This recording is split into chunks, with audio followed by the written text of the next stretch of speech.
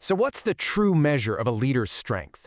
Is it how much money they have, their fancy title, the size of their army? Well, according to Niccolo Machiavelli, it all boils down to one brutally simple test, a test that really separates the real players from the pretenders. And that test is this very question. When a crisis hits, can you actually stand on your own 2 feet? Can you support yourself with your own resources? Or do you, at the end of the day, need someone else to come and save you? For Machiavelli, this is the absolute line in the sand. And here it is, right from the man himself. This single question is what separates the truly powerful from those who are just, well, vulnerable. It's not about what you've got when things are good. It's about what you can pull together when you're under attack.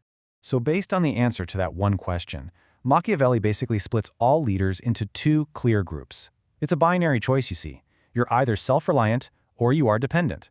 There's really no in-between here. And the difference couldn't be clearer. On one side, you have the self-reliant prince.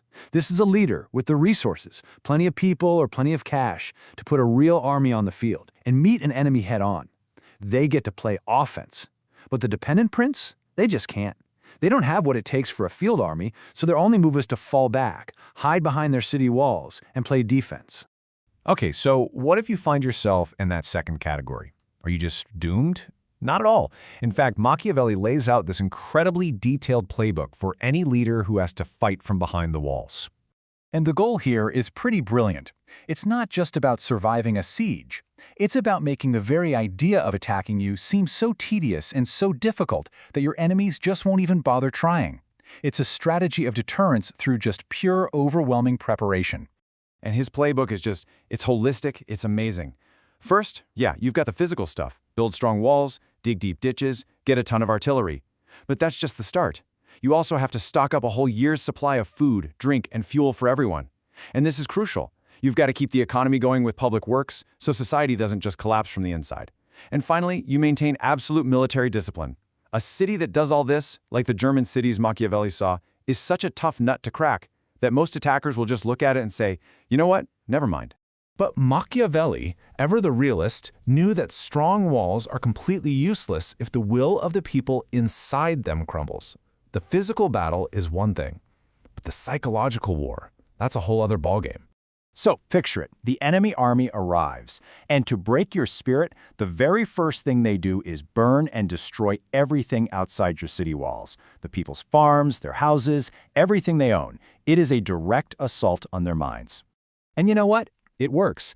As the siege drags on, people are watching their livelihoods literally go up in smoke. Fear, impatience, and just plain self-interest start to kick in. They start to forget about being loyal to their prince and start thinking, man, maybe surrendering would be a whole lot easier. So how does a smart prince fight back against that? Well, Machiavelli lays out this 3-part psychological strategy. First, you give them hope. You insist this hardship is only temporary. Second, you stoke their fear of the enemy's cruelty. Remind them what surrender would actually look like. And third, you cleverly and quietly deal with anyone who's getting a little too vocal, a little too bold with their dissent before their panic can spread. Now, all of this leads us to the most profound and honestly the most unexpected lesson in the entire chapter. It is a psychological twist that just flips our whole idea of what loyalty is right on its head. See, after that initial shock of the attack, after the fields are burned and the people have kind of weathered that first wave of terror, something strange starts to happen. The whole dynamic between the leader and the people begins to shift. In this quote, this is the core insight. Let that sink in for a second. We tend to think that loyalty is built on what a leader gives to the people, but Machiavelli says, nope. People feel just as strongly bound, maybe even more so, by the sacrifices they make for a cause or for a leader. It's just a brilliant piece of logic. The people watch their homes and all their stuff get destroyed in defense of their prince, so now they feel like the prince is indebted to them. That shared sacrifice doesn't push them apart. It forges this powerful new bond. They've invested their own pain and suffering into the cause, and that makes them even more committed to seeing it through.